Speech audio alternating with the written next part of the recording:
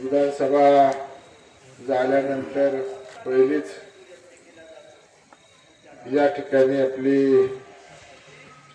एक छोटीशी सभा तात्यांच्या मार्गदर्शनाखाली या ठिकाणी आयोजित त्यांच्या सहकार्यांनी तात्यांनी केलेली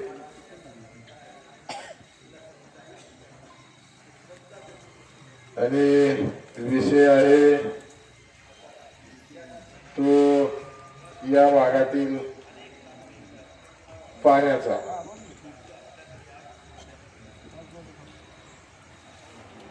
दहेगाव उपसा सिंचनचं पाणी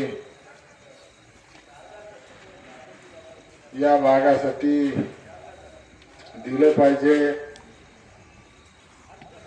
असं तात्या आणि तात्यांच्या सर्व सहकार्यांचा आणि या पंचक्रोशीतील सर्व शेतकरी बांधवांचं सुद्धा आहे म्हणलं तरी वावगं ठरणार नाही। परंतु हे पाणी आणले असताना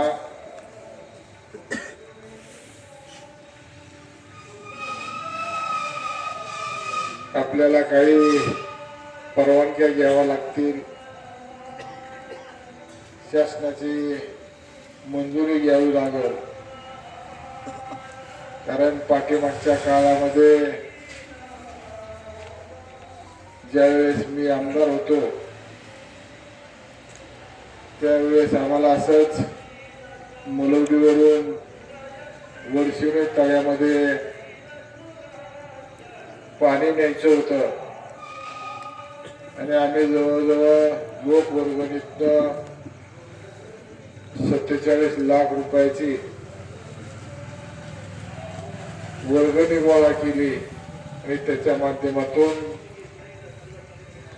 ती चारी त्या ठिकाणी वर्षिणीच्या तळ्यापर्यंत करण्याचं काम आम्ही आणि आमच्या सहकार्यांनी त्या ठिकाणी आमचे अजितदादा तळेकर असतील किंवा त्या भागातले आमचे वेगवेगळ्या गावातील सहकारी असतील त्यांनी त्या ठिकाणी ती चारी काढली आणि मी जवळजवळ महिना 2 महिने त्या तळ्यामध्ये पाणी सोडलं आणि लोकांना त्याचा थोडा जास्त प्रमाणात जरी फायदा झाला नसला तरी काही प्रमाणात बऱ्यापैकी शेताला पाणी मिळालं आणि मग त्या भागातील लोकांनाही थोडं बरं वाटलं आणि कालांतराने विधानसभा लागली, विधानसभा झाली आणि माझा त्यावेळेस पराभव झाला आणि तुमच्या त्या 36 गावातले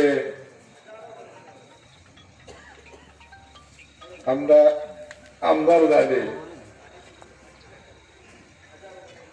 आणि पहिलं काय काम केलं असेल त्यांनी आमच्या तालुक्यात तर म्हणले आम्ही बेकायदेशीर कामं करीत नाही, बेकायदेशीर चारी काढली म्हणून आम्ही त्या चारीमध्ये पाणी सोडणार नाही। पण मित्रांनो मला एवढंच सांगायचं आहे यांनी आयुष्यात कुठलंच कायदेशीर काम केलं नाही, सगळं बेकायदेशीर काम केले। सर्वसामान्याला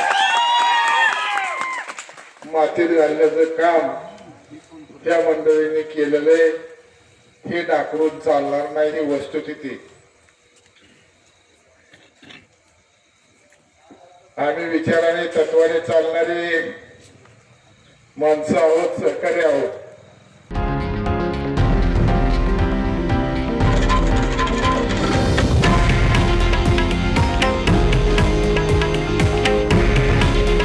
हे आहे देशातील नंबर 1 न्यूज नेटवर्क आणि आपण पाहत आहात TV9 मराठी।